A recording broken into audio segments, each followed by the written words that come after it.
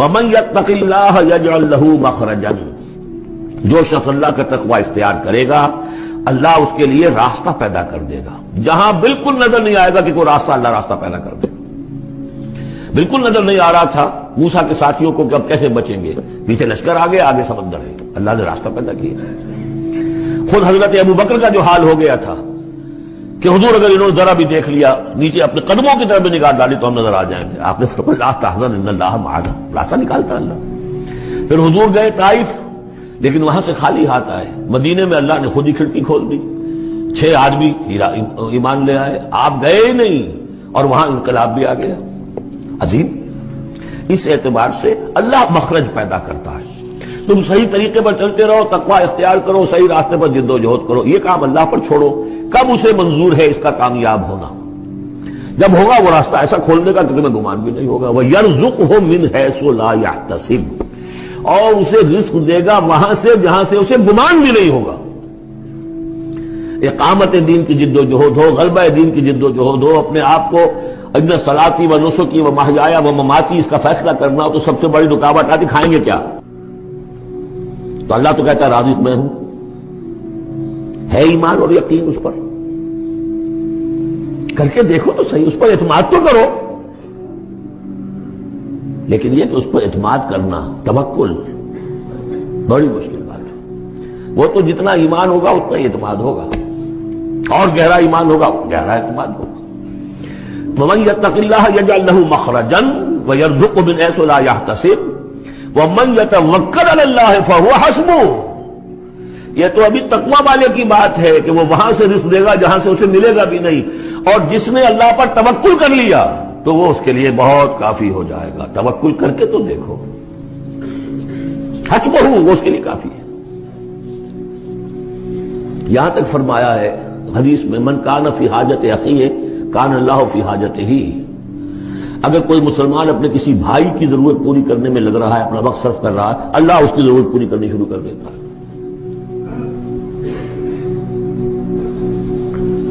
فکر ماں در کار ماں آزار ماں، کار ساز ماں بے فکر کار ماں، یہ فارسی شاعری کے اندر یہ دینی حقائق ہیں۔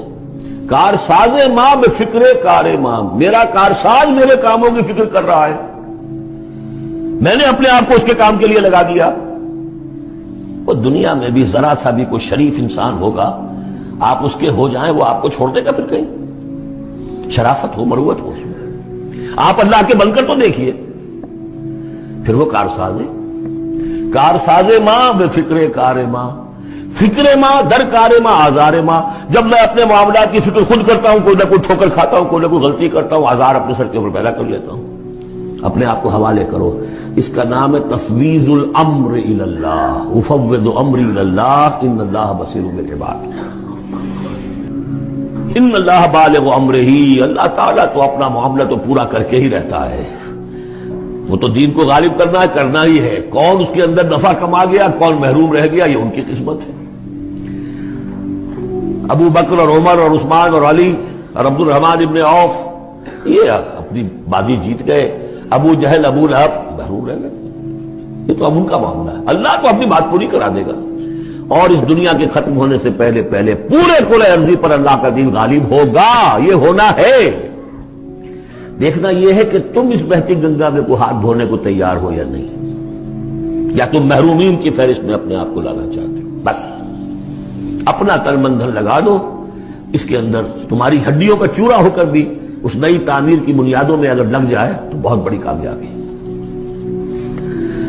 قد جعل اللہ لکل شیء قدرا، بہت عمدہ مقام ہے، اللہ نے ہر چیز کے لیے ایک اندازہ مقرر کیا ہوا ہے، کب اللہ کی مدد آئے گی یہ بھی اس نے طے کیا ہوتا ہے۔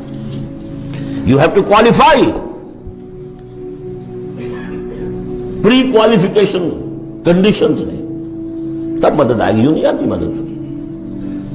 اپنا سب کچھ لگا دو، پھر کہو کہ اللہ میری 15 برس کی کمائی کل میدان میں نے وجود ڈالی ہوئی ہے، 15 برس کی کمائی، دن کی اور رات کی کوششیں ہیں میری، صبح اور شام کی کوششیں ہیں میری، 15 برس وہ میدان میں نے لا کے ڈال دی ہے۔ تب پکارو اللہ کو۔ اپنا مال بچا کے رکھنا ہے، اپنی مستقبل کو بھی بچانا ہے، اپنی اولاد کو بھی بچانا ہے، اور اللہ کا دین غالب ہو جائے، کہیں نام لکھا کے کسی جماعت میں شامل ہو کر بڑا تیر مار دیا، گویا کہ اللہ تعالیٰ تو جانتا ہی نہیں کتنی کنٹریبیوشن ہے، کتنا اثار ہے، کتنی قربانی ہے، کتنا وقت ہے، کتنی محنت ہے، اللہ جانتا ہے۔ باقی اس نے ہر چیز کا ایک اندازہ مقرر کیا ہوا ہے۔ اصل معجزہ کسے کہتے ہیں؟ جسے کوئی نبی چیلنج کے ساتھ پیش کرتا ہے کہ یہ ہے میری رسالت کا ثبوت، آؤ مقابلہ کر لو۔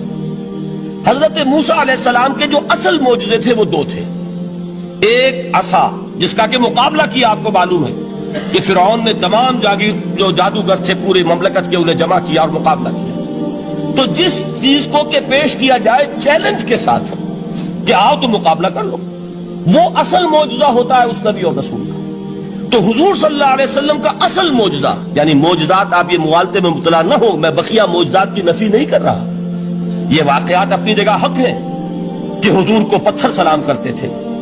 حضور صلی اللہ علیہ وسلم جس کھجور کے تنے کے ساتھ ٹیک لگا کر خطبہ دیا کرتے تھے، جبکہ ابھی مسجد نبی میں ممبر نہیں بنا تھا، جب تعداد زیادہ ہو گئی مسلمانوں کی اور ضرورت محسوس ہوئی کہ ذرا بلند مقام پر کھڑے ہو کر آپ خطبہ ارشاد فرمائیں، تو پھر وہ ممبر بنا کر رکھا گیا۔ پہلے مرتبہ جب آپ ممبر پر چڑھ رہے تھے خطبہ دینے کے لیے، تو اس کھجور کے سوکھے تنے میں سے ایسی آواز آئی جیسے کوئی بچہ بلک بلک کر رو رہا ہو کہ وہ سعادت جو مجھے حاصل رہی تھی آج تک میں محروم ہو گیا۔ تو یہ انبیاء کا مقام ہے۔ مولانا روم نے اسی لیے کہا ہے کہ فلسفی کو منکر حنانہ است، از حواس انبیاء بیگانہ است۔ فلسفی اور عقلیت پرست انسان وہ تو حنانہ کا انکار کر دے گا، کیسے ممکن ہے سوکھا تنا اور اس کے اندر سے بچے کی طرح بلکنے کی آواز آئے، لیکن یہ اس لیے ہے کہ وہ انبیاء کے خصوصی احوال جو ہے ان کو جانتا نہیں۔ اس قسم کے خرق عادت واقعات حضور کی زندگی میں بھی بے شمار ہوئے، لیکن حضور کا وہ معجزہ جس میں تحدی کے ساتھ چیلنج کے انداز میں کہا گیا کہ آؤ مقابلہ کر لو، وہ صرف اور صرف قرآن ہے۔ چنانچہ آپ سورہ بنی اسرائیل میں دیکھیں گے، قُلْ لَئِنِ اجْتَمَعَتِ الْإِنسُ وَالْجِنُّ عَلَىٰ أَن يَأْتُوا بِمِثْلِ هَٰذَا الْقُرْآنِ لَا يَأْتُونَ بِمِثْلِهِ وَلَوْ كَانَ بَعْضُهُمْ لِبَعْضٍ ظَهِيرًا۔ اے نبی چیلنج کر دیجئے، اگر تمام انسان اور تمام جن مل کر یہ چاہیں کہ اس قرآن جیسی کوئی تصنیف کر دیں، تو چاہے وہ ایک دوسرے کا کتنی بھی اس میں مدد کریں اور تعاون کریں، وہ ہرگز قرآن جیسی کتاب تصنیف نہیں کر سکتے۔ اس سے آگے بڑھ کر یہ بات کہی گئی، اچھا پورا قرآن نہیں لا سکتے، اس قرآن کی طرح کی 10 صورتیں ہی تصنیف کر لو۔ جب اس کا بھی جواب نہیں دیا گیا تو جسے کہتے ہیں برسبیل تنزل، اور پنجابی میں کہتا ہے کہ برے کو گھر تک پہنچانا، وہ برے کو گھر تک پہنچانے کے لیے فرمایا ایک صورت ہی بنا لاؤ۔ یہ سورہ ہود میں اور سورہ یونس میں یہ مضمون آیا، اور پھر سورہ بقرہ میں ہجرت کے بعد جو پہلی سورت نازل ہوئی اس میں پھر اس کو دوہرا دیا گیا، وَإِن كُنتُمْ فِي رَيْبٍ مِّمَّا نَزَّلْنَا عَلَىٰ عَبْدِنَا فَأْتُوا بِسُورَةٍ مِّن مِّثْلِهِ وَادْعُوا شُهَدَاءَكُم مِّن دُونِ اللَّهِ إِن كُنتُمْ صَادِقِينَ۔ کہ اگر تمہیں کوئی شک ہے اس کتاب کے بارے میں جو ہم نے نازل فرمائی ہے، شک کیا ہوگا؟ شک اسی بات میں ہوگا کہ شاید یہ محمد کا اپنا کلام ہے صلی اللہ علیہ وسلم، یا کوئی اور انسان ہے جو انہیں سکھا پڑھا رہا ہے۔ اگر تمہیں اس نوعیت کا کوئی شک ہے تو اس جیسی ایک صورت بنا لاؤ، فَأْتُوا بِسُورَةٍ مِّن مِّثْلِهِ۔ اور نوٹ کیجئے گا سورۃ العصر بھی صورت ہے، سورۃ الکوثر بھی صورت ہے، 3 آیات بھی اگر ایسی تم تصنیف کر کے لے آؤ تب تو تمہیں کچھ شک کرنے کا حق حاصل ہوگا، اور اگر نہیں کر سکتے تو جان لو فَإِن لَّمْ تَفْعَلُوا وَلَن تَفْعَلُوا۔ پھر اگر تم ایسا نہ کر سکو اور ہرگز نہیں کر سکو گے، ذرا چیلنج کا انداز دیکھیے کہ ہرگز نہیں کر سکو گے، فَاتَّقُوا النَّارَ الَّتِي وَقُودُهَا النَّاسُ وَالْحِجَارَةُ، ڈرو اس آگ سے جس کا ایندھن بنیں گے انسان اور پتھر۔ اب اس بات کو سمجھیے کہ تاریخی حقیقت ہے یہ، جس کا کوئی کافر انکار نہیں کر سکتا، کہ وہ کوئی شخص اس چیلنج کو قبول کرنے کی جرات نہیں کر سکا۔ اگر جھوٹ موٹ کو بھی کوئی کھڑا ہو جاتا اور کہتا کہ ٹھیک ہے میں نے یہ ایک صورت بنائی ہے اور میرا دعویٰ یہ ہے کہ یہ قرآن جیسی ہے، تو ایک کنٹروورسی تو پیدا ہو جاتی نا۔ کچھ لوگ چاہے کہتے کہ نہیں یہ قرآن کے سطح کی نہیں ہے، لیکن یہ کہ اس کا دعویٰ تو ہو جاتا۔ لیکن تاریخ یہ بتا رہی ہے کہ سرے سے کسی شخص نے اس کی جرات نہیں کی، اس درجے وہ قرآن سے مرعوب ہوئے۔ تو حضور کا سب سے بڑا معجزہ جو آج تک زندہ ہے، اس کو ذہن میں رکھیے، میں نے جو حضرت موسیٰ حضرت عیسیٰ کے معجزات گنوائے ہیں وہ در حقیقت ان کی اپنی ذات کے ساتھ تھے۔ ید بیضا موسیٰ کے ساتھ تھا، عصا معجزہ اس وقت تھا جب موسیٰ کے ہاتھ میں تھا، اس کے بعد کئی سو برس تک وہ صندوق سکینہ جو ہے، تابوت سکینہ، اس میں وہ عصا رکھا رہا، لیکن اب وہ معجزہ نہیں تھا، وہ سوکھی لکڑی تھی، اس کے سوا کچھ نہیں۔ تو تمام انبیاء اور رسول کے معجزے ختم ہو گئے، وہ ان کی ذات کے ساتھ تھے۔ محمد الرسول اللہ کی رسالت دائمی ہے تا قیام قیامت، لہذا معجزہ بھی آپ کا دائمی ہے، وہ معجزہ آج بھی موجود ہے۔ البتہ میں ادھر ضرور توجہ دلاؤں گا کہ قرآن مجید کے اعجاز کے 3 پہلو ہیں۔ پہلا پہلو، اور زیادہ تر اسی کی طرف توجہ زیادہ ہوئی ہے، وہ ہے قرآن کی فصاحت، بلاغت، ادبیت، اس کی چاشنی۔ ظاہر بات ہے کہ اس کا شعور اور ادراک صرف عربوں کو ہو سکتا ہے، بلکہ میرے خیال میں ناراض نہ ہو اہل عرب تو آج کے عربوں کو بھی نہیں ہو سکتا۔ یہ اسی دور کے عرب، ان کی اپنی جو اس وقت کی زبان تھی، اس زبان میں فصحاء، بلغاء، شعراء، خطباء، ان کو اتنا ذوق تھا کہ وہ باقی پوری دنیا کو کہتے تھے یہ گونگے ہیں، بولنا ہمیں آتا ہے، خطیب ہم ہیں، شاعر ہم ہیں، خطبہ ہم دے سکتے ہیں، شعر ہم کہہ سکتے ہیں، باقی سب تو عجمی ہیں، گونگے ہیں، ان کے اندر نہ فصاحت ہے، نہ بلاغت ہے، نہ ان کے کلام میں چاشنی ہے، نہ اس کے اندر کوئی شکوہ ہے۔ یہ دعویٰ جنہیں تھا، جب ان کے منہ بند ہو گئے قرآن کو سننے کے بعد کہ اس کلام کا کوئی مقابلہ ممکن نہیں ہے، جو ان کے سبع معلقہ کے شعراء میں سے آخری شاعر وہ ایمان لے آئے، اس کے بعد جب ان سے کہا گیا کہ اب آپ شعر نہیں کہتے، حضرت عمر نے ایک مرتبہ ان سے سوال کیا کیا بات ہے، اب آپ نے شعر کہنے چھوڑ دیے؟ تو ان کا جواب یہ تھا اب بعد القرآن، کیا اب قرآن کے بعد بھی اس کا امکان ہے کہ کوئی شخص اپنی فصاحت اور بلاغت کا کوئی اظہار کرنا چاہے؟ یہ تو فصاحت اور بلاغت کی ایک معراج ہے کہ جس تک کہ اب کسی انسان کی رسائی ممکن نہیں۔ تو فصاحت اور بلاغت جو ہے قرآن کے، اور اس کی ادبیت، در حقیقت اس کا ادراک تو ہو سکتا ہے صرف اہل زبان کو۔ ہم لوگ جو ترجموں سے پڑھتے ہیں، چاہے کتنی ہی گرامر پڑھ لیں، کتنی صرف و نحو پڑھ لیں، واقعہ یہ ہے کہ وہ جو ایک ہوتا ہے نفس پر جب انگلی آتی ہے تو جو ایک آپ کو فیل ہوتی ہے، وہ فیل ہم جو عجمی لوگ ہیں جن کی مادری زبان عربی نہیں ہے، وہ قرآن مجید کی فصاحت اور بلاغت کو اس طور سے نہیں سمجھ سکتے جیسے کہ اہل زبان سمجھ سکتے ہیں، اور خاص طور پر جیسے کہ اس زمانے کے اہل زبان نے سمجھا۔ آج چونکہ عربی زبان ویسے تو جو اس کی فصیح لینگویج ہے وہ جو کی تو اپنی اصل پر قائم ہے، اور وہ اسی قرآن کے طفیل اور قرآن کے صدقے قائم ہے، ورنہ دنیا میں کوئی دوسری زبان نہیں ہے کہ جو 1500 برس تک اتنی پیور رہ جائے، اس میں تبدیلی آتی۔ خود اردو جو ہے 300 برس کی اردو، دکن کی اردو، ذرا اس کو کبھی پڑھیے تو آپ حیران ہوں گے کہ یہ اردو زبان ہے، اور آج کی اردو کوئی اور ہے۔ یہ صرف 200-250 برس کے اندر یہ انقلاب اردو میں ہو چکا ہے۔ عربی زبان 1500 برس سے وہ قائم ہے اپنی اسی جگہ پر، اور وہ صرف قرآن کا اعجاز اور قرآن کا صدقہ ہے، لیکن باقی جو اصل میں بولی جانے والی زبانیں ہیں وہ بہت بدل چکی ہیں۔ لہذا تمام اہل عرب کے لیے بھی اب قرآن کے اس پہلو کو صحیح طور پر سمجھنا ممکن نہیں۔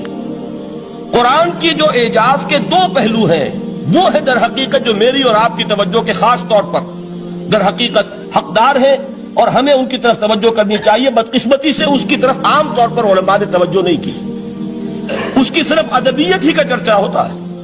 اصل میں قرآن مجید علم انسانی کی معراج، فکر، فلسفہ، حکمت، قرآن کی ابدی حکمت، قرآن کا ابدی فلسفہ، قرآن انسانی مسائل کا جو حل دیتا ہے، قرآن نے سوشل سائنسز میں جس طریقے سے رہنمائی کی ہے، یہ 2 پہلو ہیں اس کے اعجاز کے، جس کی کہ آج ہمیں ضرورت ہے کہ ہم اس کا شعور اور ادراک حاصل کریں۔ اس کے ضمن میں خاص طور پر علامہ اقبال کا نام لینا چاہتا ہوں۔ میرے نزدیک اس دور میں قرآن مجید کے اس اعجاز اور اس کے ایک معجزہ ہونے کے لیے سب سے بڑی دلیل علامہ اقبال کی شخصیت ہے۔ وجہ کیا ہے کہ علامہ اقبال علماء کے طبقے میں سے نہیں تھے۔ ظاہر بات ہے کہ جن کا پورا جو ہے، جن کی زندگی گزرتی ہو قال اللہ و قال الرسول میں، ان کے دلوں میں عظمت قرآن کی، ان کے دلوں میں حضور کی محبت، یہ تو سمجھیے کہ ہونی ہی چاہیے، ان کے شب و روز اسی میں گزرتے ہیں۔ لیکن یہ کہ ایک ایسا شخص جس کی تعلیم ہے کالجوں کی، یونیورسٹیوں کی، جس نے مشرق اور مغرب کے فلسفے کھنگال ڈالے، وہ شخص، اور وہ بھی اس دور میں جبکہ ہم پر مغرب سے مروبیت بہت شدید تھی۔ آج تو وہ مروبیت بہت کم ہو چکی ہے۔ آج تو ہمارا عام نوجوان جو ہے وہ آنکھوں میں آنکھیں ڈال کر بات کرتا ہے، اس میں خود اعتمادی ہے۔ ہمارا بھی اپنا ایک معاشی نظام ہے، ہمارا اپنا ایک سیاسی نظام ہے، ہمارا ایک اپنا سماجی نظام ہے، ہماری اپنی سوشل ویلیوز ہیں۔ آج کا نوجوان الحمدللہ احیاء اسلام کی وہ جد و جہد جو ہے وہ مرحلہ در مرحلہ بہرحال آگے بڑھ رہی ہے، وقت لگے گا لیکن یہ کہ اس میں یقیناً ترقی ہوئی ہے۔ اسی کا مظہر یہ ہے کہ خود اعتمادی ہے، وی ہیو کانفیڈنس۔ ہم جانتے ہیں کہ اسلام ایک دین ہے، مکمل دین ہے، اس کے پاس زندگی کے تمام مسائل کا حل ہے۔ لیکن یہ ہے آج 1985 کی بات۔ علامہ اقبال اس صدی کے آغاز میں گئے ہیں یورپ، جبکہ ہم محکوم تھے انگریز کے۔ ایک حاکم قوم کے ہاں جا کر اس سے مروبیت کتنی شدید اس وقت تھی، جو جاتا تھا اکثر و بیشتر جو ہے واپس آتا تھا تو کھڑے ہو کر پیشاب کرنا ضروری سمجھتا تھا، اس لیے کہ اس نے وہاں پر لوگوں کو یہی کرتے دیکھا۔ ان کا لباس، ان کی وضاحت، ان کی تہذیب، ان کا تمدن، ہر طرح سے ان کے گن گاتا ہوا، ان کے لیے وہ بہت قصیدے جو ہیں تعریف کے کہتا ہوا آتا تھا۔ لیکن ایک علامہ اقبال کی شخصیت وہ ہے کہ وہ یہ خود کہتے ہیں کہ میں اس آگ میں ڈالا گیا ہوں مثل خلیل، مغربی تہذیب کے اس الاؤ میں مجھے اس طرح ڈالا اللہ نے جیسے کہ حضرت ابراہیم کو آگ میں ڈلوایا۔ میں اس تہذیب کے اس الاؤ کے اندر سے ہو کر آ رہا ہوں، اور میں نے یہ دیکھ لیا ہے کہ یہ تہذیب کھوکھلی ہے، اس کے اندر کوئی پائیداری نہیں ہے، نظر کو خیرہ کرتی ہے تب چمک تہذیب حاضر کی، یہ صناعی مگر جھوٹے نگوں کی ریزہ کاری ہے۔ اور دیار مغرب کے رہنے والوں، خدا کی بستی دکان نہیں ہے، کھڑا جسے تم سمجھ رہے ہو وہ اب زرے کا معیار ہوگا۔ تمہاری تہذیب اپنے خنجر سے آپ ہی خودکشی کرے گی، جو شاخ نازک پہ آشیانہ بنے گا لا پائیدار ہوگا۔ اب آپ اندازہ کیجئے وہ شخص جو بنیادی طور پر فلسفی ہے، فلسفے کا طالب علم ہے، وہ جرمنی اور انگلستان میں جا کر فلسفے کھنگالنے کے بعد اسے اگر تسکین حاصل ہوئی، اس کے جو علم کی پیاس تھی اگر اسے سیری حاصل ہوئی تو صرف قرآن کے ذریعے سے، نہ کہیں جہاں میں اما ملی، جو اما ملی تو کہاں ملی میرے جرم خانہ خراب کو تیرے عفو بندہ نواز میں۔ یہ وہ شخص ہے آخری زندگی میں ان کا کام صرف ایک رہ گیا تھا، قرآن کی تلاوت۔ بڑے بڑے فلسفی ملنے آتے تھے علامہ اقبال سے ملنے، وہ سمجھتے تھے بڑی لائبریری ہوگی، جیسے بڑے وکیل اس کی لائبریری آپ کو معلوم ہے کتنی جلدیں رکھی ہوں گی، خوبصورت جلدیں بنی ہوئی، ایسے ہی کوئی بڑا فلسفی، بڑا پروفیسر، اس کی سٹڈی، اس کی کتابیں بڑی مروب کن ہونی چاہیے۔ لیکن علامہ اقبال کے ہاں سب کتابیں اٹھوا دی تھی انہوں نے، صرف ایک کتاب رہ گئی، اور سید نذیر نیازی کا نام آپ نے سنا ہوگا۔ انہوں نے جب یہ گواہی دی ہے، یہ واقعہ شاید آپ کے علم میں نہ آیا ہو، یہ بہت اہم واقعہ ہے۔ وہ یہ لکھتے ہیں کہ میں نے ایک مرتبہ علامہ سے پوچھا کہ کچھ لوگ اعتراض کرتے ہیں یا یہ خیال ظاہر کرتے ہیں کہ آپ نے اپنا فلسفہ خودی نیٹشے سے لیا ہے، کوئی کہتا فلاں سے لیا ہے، کوئی کہتا فلاں سے لیا ہے، کچھ آپ خود بتا سکیں گے کہ آپ کے فلسفہ خودی کی سورس کیا ہے؟ تو علامہ نے کہا کہ اچھا کل فلاں وقت آ جانا تو میں تمہیں لکھوا دوں گا، ڈکٹیٹ کرا دوں گا۔ تو سید نذیر نیازی کہتے ہیں کہ میں بہت خوش ہوا کہ یہ سعادت میرے حصے میں آ رہی ہے کہ علامہ اقبال خود مجھے تحریر کرائیں گے کہ میرے فلسفے کی سورس کیا ہے، میں نے کہاں سے اخذ کیا ہے۔ دوسرے روز وہ گئے، حاضر ہوئے، بڑے ہی ارمانوں کے ساتھ پینسل اور کاپی لے کر بیٹھے۔ علامہ نے فرمایا ذرا قرآن مجید نکال لاؤ۔ وہ قرآن مجید لائے، حیران ہوئے، یہ فلسفے کا سورس مجھے ڈکٹیٹ کرانے چلے تھے، یہ قرآن مجید کہہ رہے۔ کہا کہ ذرا سورۃ الحشر اس کا آخری رکوع، وَلَا تَكُونُوا كَالَّذِينَ نَسُوا اللَّهَ فَأَنسَاهُمْ أَنفُسَهُمْ أُولَٰئِكَ هُمُ الْفَاسِقُونَ۔ اے لوگوں، ان لوگوں کے مانند نہ ہو جانا جنہوں نے اللہ کو بھلا دیا تو اللہ نے انہیں اپنی خودی سے غافل کر دیا، اپنے آپ سے بیگانہ بنا دیا، یہی ہیں لوگ جو فاسق ہیں۔ علامہ نے کہا میرے فلسفے کی سورس یہ میں آپ کو بتانا چاہتا ہوں۔ اس معنی میں میں کہتا ہوں کہ اس دور میں علامہ اقبال کی شخصیت کو میں اعجاز قرآن کا سب سے بڑا مظہر سمجھتا ہوں۔ ایک شخص 20ویں صدی عیسوی کی شخصیت، اور پھر یہ کہ وہ کہیں مسجد اور کسی مدرسے کے ماحول میں پلا بڑھا نہیں ہے، بلکہ اسکولوں اور کالجوں میں اور یونیورسٹیوں میں، اور صرف ہندوستان میں نہیں، انگلستان اور جرمنی کی یونیورسٹیوں میں رہا، جس نے اپنا لوہا منوایا ہے۔ وہ شخص اگر یہ کہتا ہے کہ میرے لیے فکر کی بنیاد، میرے فلسفے کی سورس، میری تمام سوچ کی رہنمائی جو ہے وہ اس کتاب نے کی ہے، تو معلوم ہوا کہ واقعتاً یہ قرآن مجید آج بھی معجزہ ہے۔ یہ بات تو ہوئی فلسفے اور فکر کے اعتبار سے۔ دوسرا پہلو جو اپلائیڈ پہلو ہے، اس دور کے اعتبار سے وہ اہم تر ہو گیا ہے۔ انسان کے لیے جو پیچیدہ تمدنی مسائل ہیں، سیاسی مسائل کو کیسے حل کیا جائے، معاشی مسائل کا حل کیسے ہو، سماج میں توازن کیسے ہو، مرد اور عورت کے درمیان توازن کیسے ہو، ہوتا کیا ہے یا عورت بھیڑ بکری کی طرح کی ملکیت بن جاتی ہے۔ ہمارے ہاں اردو میں جو اس کا محاورہ ہے کہ جوتی کی نوک، یہ اس کی حیثیت ہو جائے گی، یا دوسری طرف عورت کلوپیٹرا بن کر قوموں کی قسمتوں سے کھیلے گی۔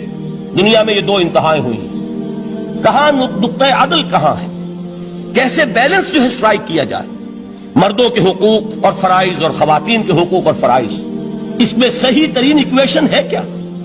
اسی طریقے سے فرد اور اجتماع، فرد اور ریاست، یا تو یہ کہ انسان کی انفرادی آزادی اتنی جا رہی ہے، مادر پدر آزاد، جس کا مظہر یہ ہے کہ آج انگلستان میں دو مرد بھی میاں اور بیوی کی حیثیت سے رہ سکتے ہیں، قانون تسلیم کرے گا ہسبینڈ اینڈ وائف، ان کو وہی حقوق حاصل ہو، یہ ہے وہ آزادی۔ اور یا پھر یہ ہے کہ جو روس میں ہے یا دوسرے ممالک میں ہے کہ آزادی بالکل ختم، اور معلوم ہوا کہ ایک ٹوٹلیٹیرین سوسائٹی ہے، مستبدانہ نظام ہے۔ ان کے درمیان نقطہ عدل کہاں ہے؟ اسی طرح سرمایہ اور محنت، اگر ذرا سا سرمایہ کو چھوٹ ملتی ہے وہ مزدور کا خون چوستا ہے اور اس کا حق اس کو نہیں دیتا۔ اقبال نے بہت خوبصورت انداز میں کہا ہے کہ خواجہ از خون رگے مزدور سازد لال ناب، از جفائے دہ خدایاں کشت دہ کا نا خراب۔ انقلاب انقلاب ہے انقلاب۔ ایک طرف سرمایہ دار ہے جو مزدور کی رگوں میں سے خون نچوڑ کر سرخ شراب کا پیمانہ لے کر بیٹھا ہوا ہے، وہ در حقیقت مزدور کا خون ہے جو پی رہا ہے۔ ایک طرف وہ زمیندار اور جاگیردار ہے جو کاشتکار کا خون جو ہے چوس رہا ہے۔ تو یہ یا تو یہ انتہا ہے، اور یا یہ ہے کہ اگر ذرا آپ مزدور کو یا اس کارکن کو تھوڑا تحفظ دیجئے تو وہ کام نہیں کرتا۔ ہمارے ہاں پچھلے دور میں یہی ہوا تھا۔ میں یہ برملا کہتا ہوں، آج بھی آپ کے سامنے کہہ رہا ہوں کہ بھٹو نے واقعہ یہ ہے بہت بڑا کارنامہ سر انجام دیا تھا۔ اس نے مزدور کو ایک سیلف ریسپیکٹ دی تھی، کاشتکار کو اپنی عزت کا احساس دیا تھا کہ میں بھی انسان، میرے بھی حقوق ہیں، لیکن نتیجہ اس کا نیگیٹو نکلا۔ مزدور نے کام کرنا چھوڑ دیا، معیشت کی گاڑی ختم ہو گئی۔ وہ چیز کہ جو متوازن ہو، جس میں مزدور کو اس کا حق مل رہا ہو اور پسینہ خشک ہونے سے پہلے اس کی جائز مزدوری اس کو مل گئی ہو، جس میں کہ انسان کسی سرمایہ دار کی رعیت بن کر نہ رہ جائے۔ دوسری طرف یہ کہ سرمایہ کے لیے بھی جو اس کا صحیح ہے کہ اس کو انسینٹیو ملے، وہ میدان میں آئے، اس کے اندر رسک لینے کے جو ہے وہ صلاحیت پیدا ہو۔ ان دونوں چیزوں کو کیسے متوازن کیا جائے؟ واقعہ یہ ہے کہ یہ ہے وہ پیچیدہ مسائل جن کا حل قرآن میں ہے۔ ہماری بدقسمتی کیا ہے کہ ہم نے خود ان چیزوں کے لیے دوسروں کے سامنے جھولی پساری ہوئی، ہم دوسروں سے بھیک مانگ رہے ہیں۔ ہمارا حال کیا ہوا تھا اس صدی کے شروع میں؟ مصطفیٰ کمال پاشا نے جب ترکی میں اسلام کے آئلی قوانین بھی منسوخ کیے، نوٹ کیجئے اس کو، یہ اسی صدی کے وہ صدمے ہیں جو ہم نے اٹھائے ہوئے ہیں۔ اور گاہے گاہے باز خواہ یہ قصہ پاری نہ رہا، تازہ خواہی داشتن گرداغ ہائے سینہ رہا۔ اس صدی میں کیا نہیں ہوا؟ عربوں کی ریوولٹ ترکوں کے خلاف، ان کے پیٹھ میں جو خنجر گھونپا، اور ایک انگریز، ایک کرنل لارنس کی وہ ساری شرارت، اس کے نتیجے میں ایک عظیم مملکت عثمانیہ، سلطنت عثمانیہ، دی گریٹ آٹومان امپائر، اس کے چیتڑے اڑ گئے۔ اور اس کے بعد وعدے کیے تھے عربوں سے کہ ہم تمہیں حکومت دیں گے۔ ہوا کیا کہ ان کے چھوٹے چھوٹے ٹکڑے کیے اور تقسیم کر لیے۔ مغربی سامراج کا دور شروع ہو گیا۔ اس کا ایک رد عمل مصطفیٰ کمال پر اس درجے شدید ہوا، اس نے ہر چیز جس کا تعلق عربوں سے تھا اس کو ختم کر دیا، ملک بدل کر دیا۔ عربی میں اذان نہیں ہوگی، عربی میں نماز نہیں پڑھی جائے گی، اور اسی کے ضمن میں یہاں تک گیا کہ فیملی لاز بھی، رومن لاز جو ہے وہ نافذ کیے۔ تو یورپ کے اخبارات نے اس وقت یہ طنز کیا تھا مسلمانوں پر، یہ مسلمان عجیب قوم ہے، کہتے یہ ہے کہ ہمارے پاس دنیا کا بہترین ضابطہ ہے، بہترین قانون ہے، ہمارے قانون سے بہتر کسی کا قانون نہیں۔ اور حال یہ ہے کہ فیملی لاز کے لیے بھی یہ ہم سے بھیک مانگ رہے ہیں، ہم سے وہ قوانین لے کر اپنے ہاں نافذ کر رہے ہیں۔ آج بدقسمتی سے اکثر و بیشتر مسلمان ممالک کا حال یہی ہے، آج ہم ان سے بھیک مانگ رہے ہیں۔ کہیں جمہوریت کی بھیک ہے، کہیں سوشلزم کی بھیک ہے، کہیں کسی اور سماجی نظام کی بھیک ہے۔ کہیں مرد اور عورت کی کامل مساوات کا ایک نظریہ ہے، شانہ بشانہ چلنے والا فلسفہ ہے، جو خالص مغرب کی تہذیب کی ایک بھیک ہے جو مانگی جا رہی ہے۔ کاش کہ آج قرآن کے اس اصل اعجاز کی طرف، جو اس کا اصل معجزہ اس دور کے لیے، میں نے عرض کیا کہ اعجاز قرآنی کا وہ معجزہ کہ وہ فصاحت اور بلاغت کی معراج ہے، وہ یا تو اپریشیٹ کر سکتے اہل عرب، اور اہل عرب میں سے بھی حقیقت میں وہ جو قدیم جاہلی شاعری کے جاننے والے ہیں جو بہت کم رہ گئے اب، وہ جان سکتے ہیں کہ جب قرآن نازل ہوا تو کیوں زبانیں گنگ ہو گئی تھی، کیوں کوئی ایک شخص جھوٹ موٹ کو بھی مدعی بن کر نہیں آ سکا کہ یہ میں نے قرآن کی جیسی ایک کتاب یا قرآن جیسی ایک سورت یا قرآن کی طرح کے چند جملے میں نے موضوع کر دیے ہیں۔ لیکن دوسرا پہلو ہے فکر اور فلسفہ، اس کے اعتبار سے جس کا سب سے بڑا ثبوت اس دور میں علامہ اقبال، اور تیسرا پہلو ہے Islamic social sciences, political science, economics, sociology.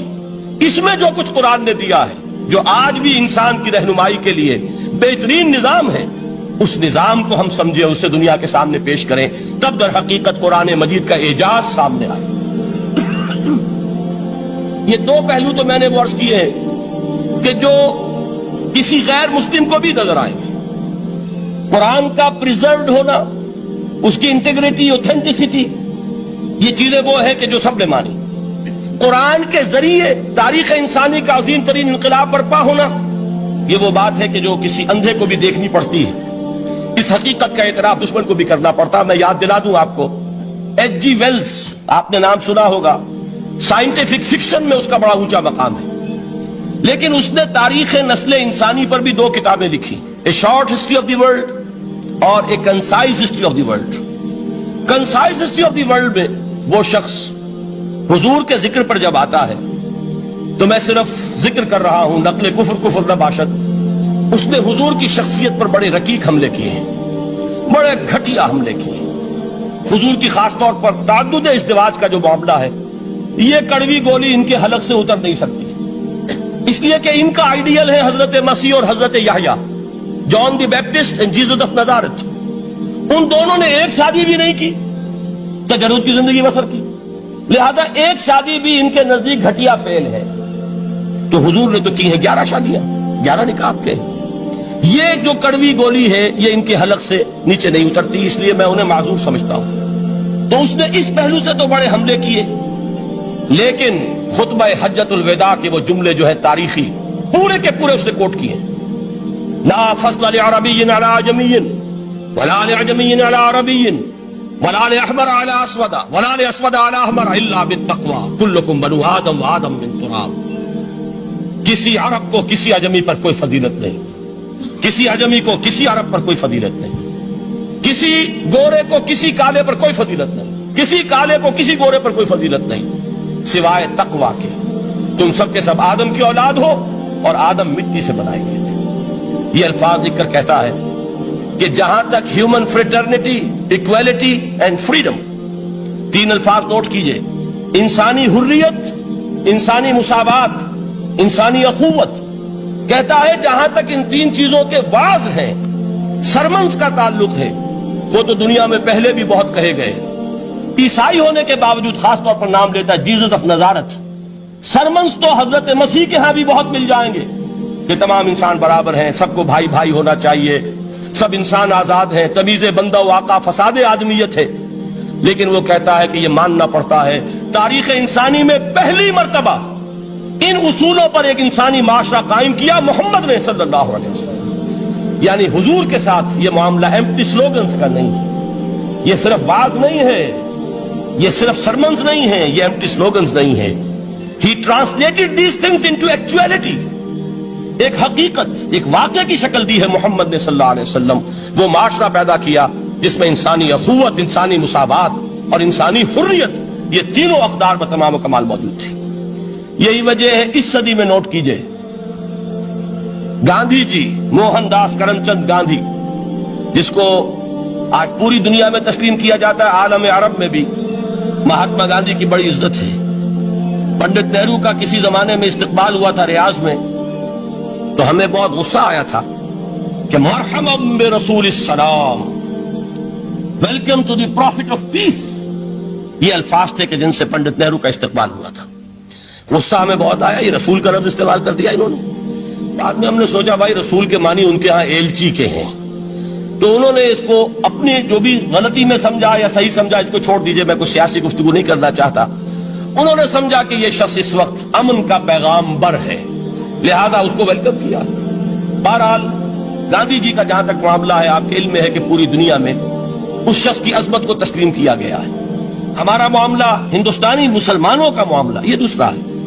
وہ تو آپ کو معلوم ہے کہ جوتا جسے کاٹتا ہے اسے پتا چلتا ہے کہ یہ جوتی کاٹ رہی ہے، ورنہ دیکھنے والے کو پتا چلے گا بڑا خوبصورت جوتا ہے، بڑا عمدہ جوتا ہے، کوئی اس میں خرابی نہیں ہے، لیکن جسے وہ پنچ کر رہی ہے اسے پتا ہے کہ یہ ہے کیا۔ اس اعتبار سے ہمارا معاملہ علیحدہ ہے، لیکن دنیا کو وہ بہت خوبصورت اور بہت ہی اعلیٰ اور بہت ہی اونچی شخصیت ایک نظر آتی ہے۔ بہرحال ایک پہلو سے یقیناً ماننا پڑے گا اس کی عظمت کو، کہ ہندو قوم کے لیے اور ہندوستان کے لیے، اس کی آزادی کے لیے جو عظیم جدوجہد کی ہے، اس میں کوئی شک نہیں۔ میں اس وقت جو بات عرض کرنا چاہتا ہوں کہ 1937 کا تصور کیجئے۔ 1937 میں آپ کو معلوم ہے 1935 میں قانون بنا تھا، اور پہلی مرتبہ الیکشنز ہوئے تھے بر صغیر میں 1937، اور وہ ہوئے تھے صوبائی الیکشنز۔ ان کے نتیجے میں وزارتیں قائم ہوئی، مسلم لیگ نے بائیکاٹ کیا تھا الیکشن کو، لہذا پورے ہندوستان میں تمام صوبوں میں کانگریس کے وزراء کی وزارتیں بنی۔ ہریجن اخبار میں ایک مقالہ لکھا تھا گاندھی جی نے اس وقت، جس میں کہ ان کانگریسی وزراء کے سامنے نصیحت کے انداز میں یہ بات رکھی تھی کہ آج جب کہ آپ لوگوں کو اختیار مل رہا ہے اور حکومت، یہ پہلی انسٹالمنٹ تھی جو انگریزوں نے دی تھی ہمیں، سیلف رول یا ہوم رول کی پہلی انسٹالمنٹ تھی، تو جو بھی تمہیں اختیارات مل رہے ہیں اس میں میں تمہارے سامنے حضرت ابو بکر اور حضرت عمر کی مثال رکھتا ہوں۔ یہ ہے وہ بات کہ جادو وہ جو سر چڑھ کر بولے۔ عربی میں کہتے ہیں الفضل ما شہدت بہ الاعداء، اصل فضیلت وہ ہے جس کا کہ دشمن اعتراف کرے۔ مہاتما گاندھی اگر اعتراف کر رہا ہے کہ تاریخ انسانی کی عظیم ترین شخصیتیں حکومت کی سطح پر وہ ابو بکر اور عمر ہیں، تو ابو بکر اور عمر کس درخت کے پھل ہیں؟ وہ شجرہ طیبہ، شجرہ نبوت ہے کہ جس کے پھل ہیں ابو بکر اور عمر، جن کو تربیت دی ہے محمد نے صلی اللہ علیہ وسلم۔ تو معلوم ہوا کہ یہ چیزیں وہ ہیں کہ جس کا لوہا آج دنیا مان رہی ہے، لہذا ہمیں قرآن مجید کے اعجاز کے پہلو سے ان اعتبارات سے خود بھی توجہ کرنی چاہیے اور دنیا کو بھی ادھر متوجہ کرنا چاہیے۔ اب میں تبرکاً 3 مقامات سے میں نے آیات پڑھی ہیں قرآن مجید کی عظمت کا وہ ادراک اور شعور جو ہمیں ہو سکتا ہے۔ ہم وہ کہ جو قرآن کو مانتے ہیں اللہ کا کلام، ہم اس بنیاد پر سمجھے کہ اللہ نے اپنے کلام کی کیا مدح کی ہے۔ اور نمبر 2 یہ فارسی کا ایک مصرع ہے کہ قدر گوہر شاہ دانت یا بدانت گوہری، ہیرے جواہرات کی قدر و قیمت یا بادشاہوں کو معلوم ہوتی ہے جو ان میں کھیلتے ہیں، اور یا یہ کہ جوہری کو جو ان کا کاروبار کرتا ہے، جانتا ہے، پہچان ہے، پرکھتا ہے۔ عام آدمی کو کیا پتا، اس کے ہاتھ پہ اگر کوئی آپ ہیرا رکھ دیں، وہ سمجھے شاید کو کوئی کانچ کا ٹکڑا، اسے اس کے اندر کوئی فرق محسوس نہیں ہوگا۔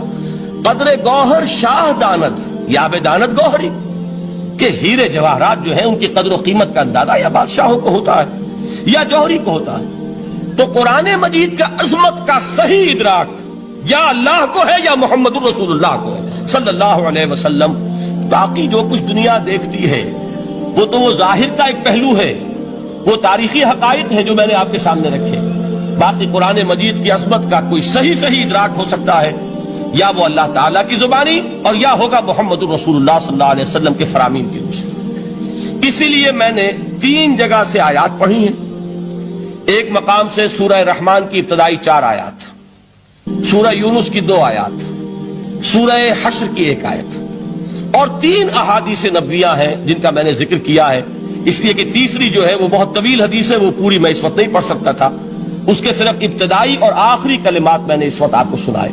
میں تھوڑی سی تشریح ان کی کروں گا تاکہ قرآن مجید کی عظمت کا جو نقش میرے اور آپ کے قلب پر ہونا چاہیے وہ صحیح در حقیقت ان آیات اور احادیث کی روشنی میں ہمارے دلوں پر قائم ہو جائے۔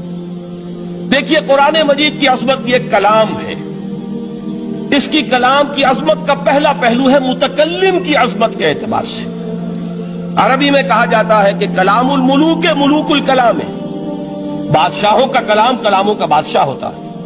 بادشاہ جب گفتگو کرے گا معلوم ہوگا شاہانہ انداز ہے، ایک کوئی بھکاری گفتگو کرے گا یا کوئی کوئی کجرا گفتگو کرے گا، سبزی فروش کرے گا، کوئی مچھلی فروش کرے گا، ہر ایک کا پتہ چل جائے گا کہ کون بولا وہ، جس کو کہتے ہیں کہ تانت بازی راگ پایا.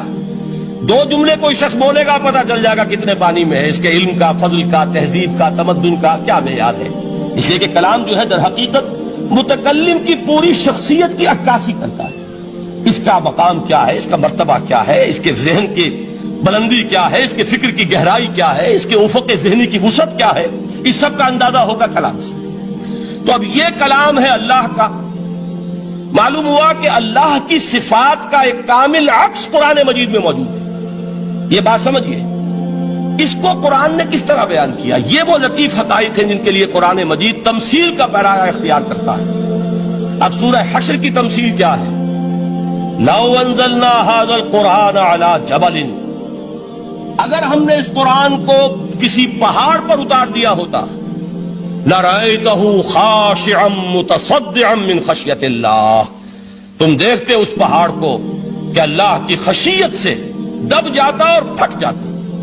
وَتِلْكَ الْأَمْثَالُ نَضْرِبُهَا لِلنَّاسِ لَعَلَّهُمْ يَتَفَكَّرُونَ. اور یہ مثالیں ہیں جو ہم لوگوں کے لیے بیان کرتے ہیں تاکہ وہ تفکر سے کام لیں، غور و فکر کریں.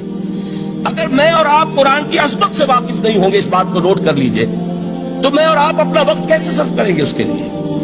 انسان کا ایٹیچیوڈ بڑا یوٹیلیٹیرین ہے، آج کے انسان کا خاص طور پر. وہ کسی ایسے ہی کام کے لیے وقت لگائے گا جس میں اس کے لیے فائدہ ہو، اور اس فائدے کی چیز اگر نہیں ہے تو اس کی طرف متوجہ نہیں ہوگا.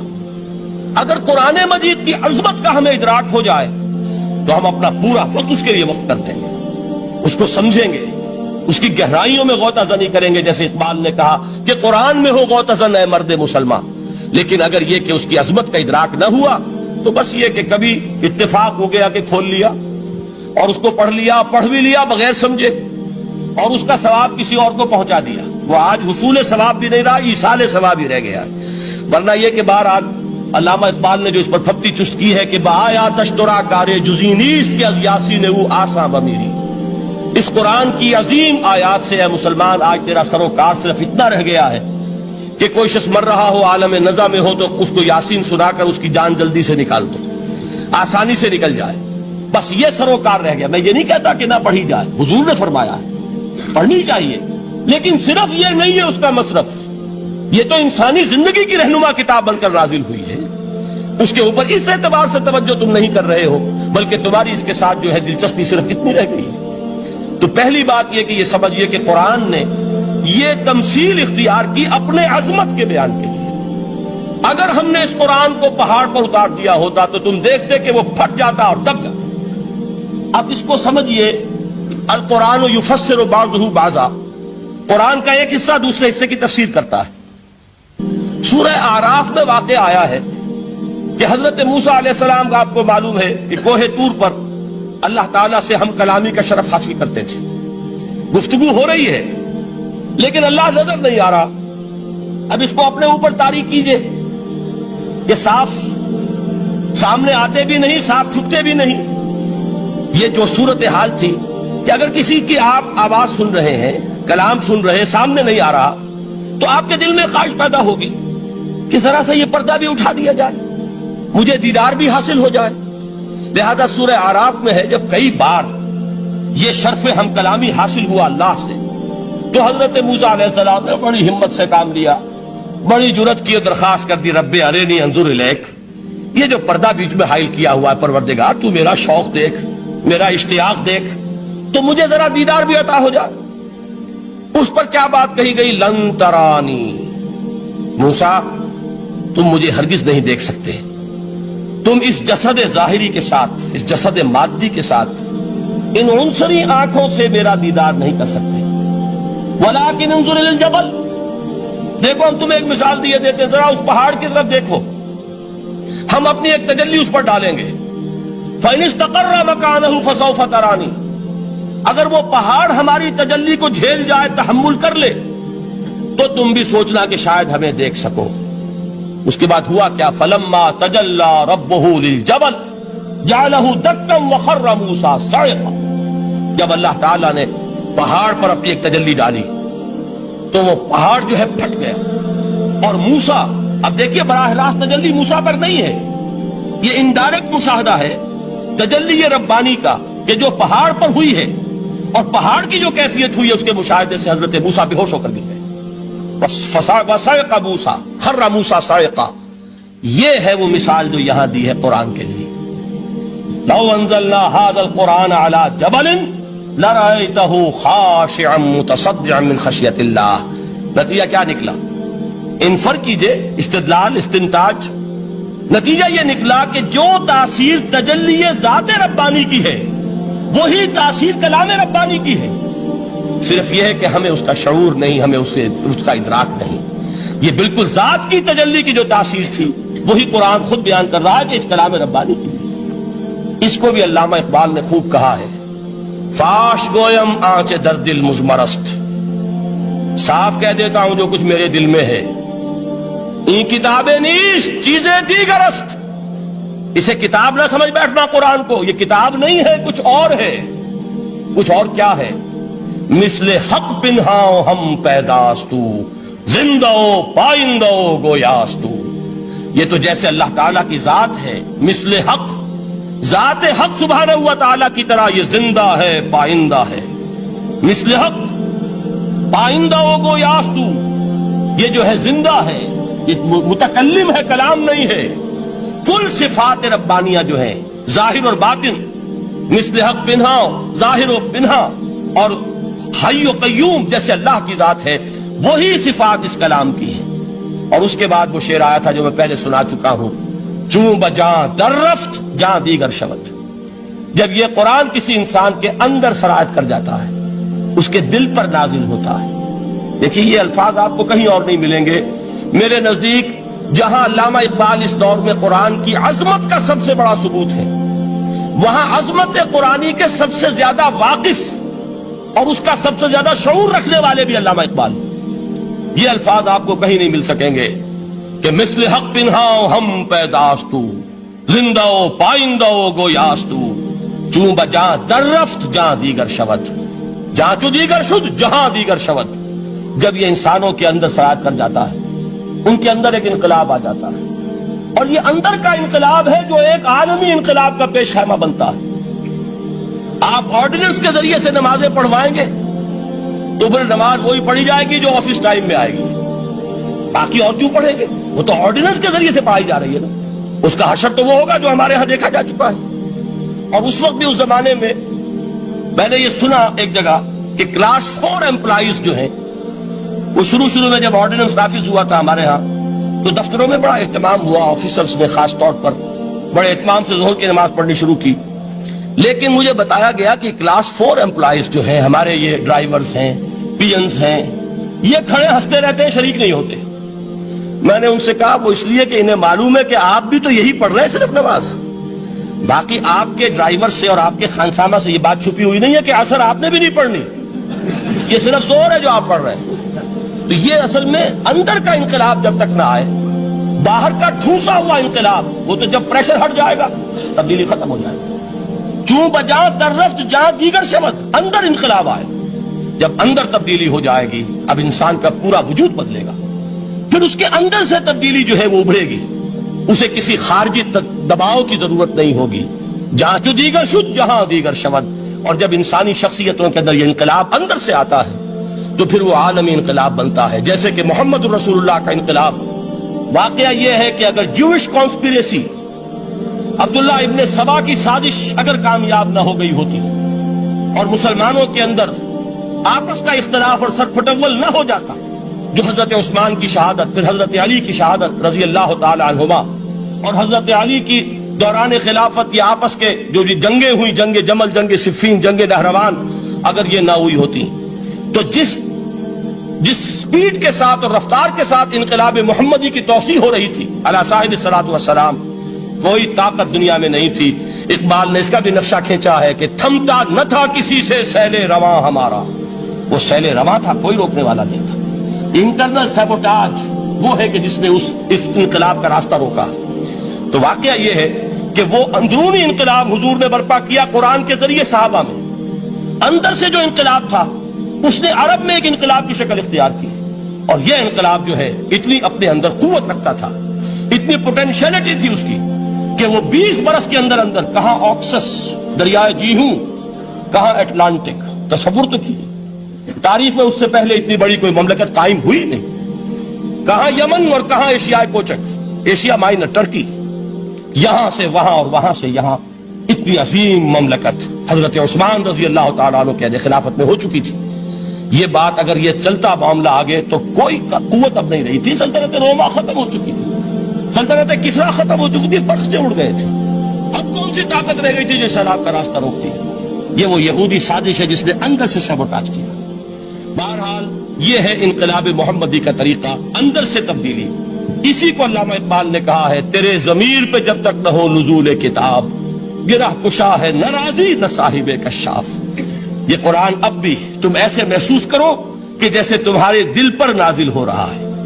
اور مجھے یاد آیا امام ابن قیم رحمت اللہ علیہ، ان کا ایک بڑا پیارا جملہ ہے، وہ کہتے ہیں قرآن کے بعض پڑھنے والے ایسے ہیں کہ جب وہ قرآن کو پڑھتے ہیں تو یوں محسوس کرتے ہیں کہ قرآن مصحف میں لکھا ہوا نہیں ہے، ان کے اپنے دل کے اوپر کندہ ہے، دل کے اوپر سے پڑھ رہے ہیں، یعنی اتنی کامل مطابقت وہ محسوس کرتے ہیں، اپنی فطرت، ہیومن نیچر اور قرآن کے اندر اتنی مطابقت ہے، اس طرح وہ ٹیلی کرتے ہیں ایک دوسرے کے ساتھ کہ محسوس ہوتا ہے کہ وہ کتاب ان صفحات میں لکھی ہوئی نہیں ہے بلکہ لوح قلب پر لکھی ہوئی ہے کہ جہاں سے وہ انسان اسے پڑھ رہا ہے۔ تو پہلی بات تو قرآن مجید کی آیت کے حوالے سے اس پہلو سے ہمارے سامنے آئی کہ جو تاثیر ہے ذات ربانی کی تجلی کی، وہی تاثیر ہے اس قرآن مجید کی، بشرطے کہ ہمارے دل جو ہیں وہ کچھ اپنے اندر اس استعداد اور صلاحیت کو پیدا کر لیں۔ دوسرا مقام ہے سورہ یونس کا۔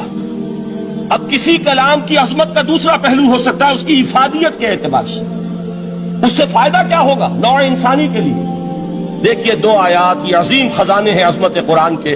سورہ یونس میں یا ایھا الناس، اے لوگو، قد جاءتکم موعظۃ من ربکم وشفاء لما فی الصدور وہدی ورحمۃ للمؤمنین۔ 4 الفاظ نوٹ کر لیجئے۔ اے لوگو، آ گئی ہے تمہارے پاس وہ چیز تمہارے رب کی طرف سے جو موعظہ ہے۔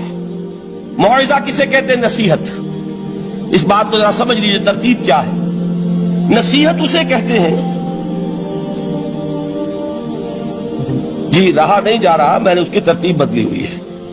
مجھے یاد دلایا ایک صاحب نے کہ سورہ رحمان کی ابتدائی آیات کا بیان تو رہ گیا، وہ رہا نہیں، میں نے پڑھا کسی اور ترتیب سے تھا، بیان کسی اور ترتیب سے کر رہا ہوں۔ پڑھنے میں 4، 2 اور 1، اور اب جو میں بیان کر رہا ہوں پہلے 1 آیت سورہ حشر کی جو بیان کی، اب 2 آیات ہیں سورہ یونس کی۔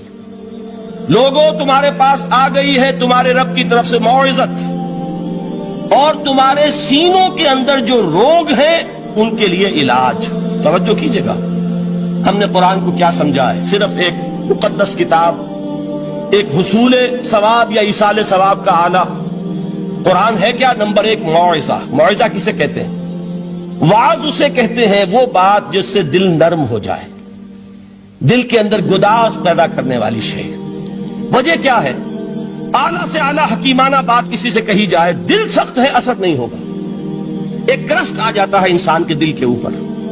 جیسے کہ یہود کے علماء کے بارے میں فرمایا گیا، ثم قست قلوبکم فہی کالحجارۃ او اشد قسوۃ وان من الحجارۃ لما يتفجر منه الانہار وان منها لما يهبط من خشیۃ اللہ وان منها لما يشقق فيخرج منه الماء۔ اے لوگوں، پھر تمہارے دل سخت ہوتے چلے گئے، پھر وہ پتھروں کے مانند سخت ہو گئے، بلکہ ان سے بھی زیادہ سخت، اس لیے کہ پتھروں میں تو وہ بھی ہوتے ہیں کہ جو اللہ کے خوف سے گر جاتے ہیں، پتھروں میں وہ بھی ہوتے ہیں کہ جو اللہ کی خشیت سے پھٹ جاتے ہیں، ان میں سے پانی بہ نکلتا ہے۔ پتھر تو اس طرح کے ہیں، لیکن انسان کا دل جب سخت ہو جائے، جب پتھر بن جائے، تو کوئی شے دنیا کی اس کی سختی کا مقابلہ نہیں کر سکتی۔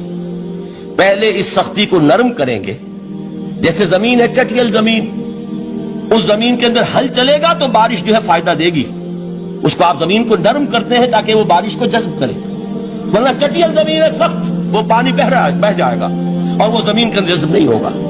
تو پہلا لفظ استعمال کیا موعظہ۔ یہ قرآن واعظ ہے، نصیحت ہے، دلوں کو نرم کرتا ہے، دلوں پر جو کرفٹ آ گیا ہے سخت اسے توڑتا ہے، اس میں ہل چلاتا ہے۔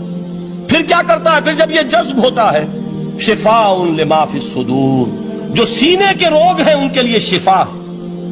اب آپ غور کیجئے گا، علامہ اقبال نے انہی دو اعتبارات سے مسلمانوں کا مرثیہ کہا ہے کہ مسلمانوں نے اس قرآن کو نہ موعظہ کے لیے استعمال کیا اور نہ تزکیہ نفس کے لیے استعمال کیا، بلکہ اس کو تو صرف بنا لیا ہے وہ جان آسانی سے نکالنے کا نسخہ یا ایصال ثواب کا آلہ۔ چنانچہ کہتے ہیں واعظ کے لیے واعظ دستاں زن و افسانہ بند، واعظ جو ہے ہمارے داستانے کہتے ہیں، افسانے کہتے ہیں، قصے کہتے ہیں، لطیفے کہتے ہیں، معنی او پست و حرف او بلند، اس کے بیان میں معنی تو ہوتے ہیں بہت ہی گھٹیا نیچے کے پست، الفاظ کا شکو ہوتا ہے، الفاظ بہت اونچے ہوتے ہیں۔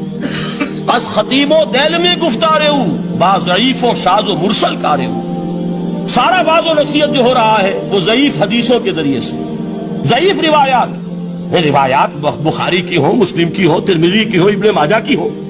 کہاں خطیب بغدادی اور دیلمی وہ کتابیں کہ جن کی کوئی سند نہیں ہے، وہاں کی روایات کے ذریعے سے لوگوں کو تذکیر کرنے کی کوشش کر رہے ہیں۔ با ضعیف و شاذ و مرسل کارے او، ضعیف روایات، شاذ روایات، مرسل روایات جن کا سلسلہ روایت محمد الرسول اللہ تک متصل نہیں ہے، اس کے ذریعے سے کر رہے ہیں، حالانکہ موعظہ سب سے بڑا موعظہ یہ قرآن تھا۔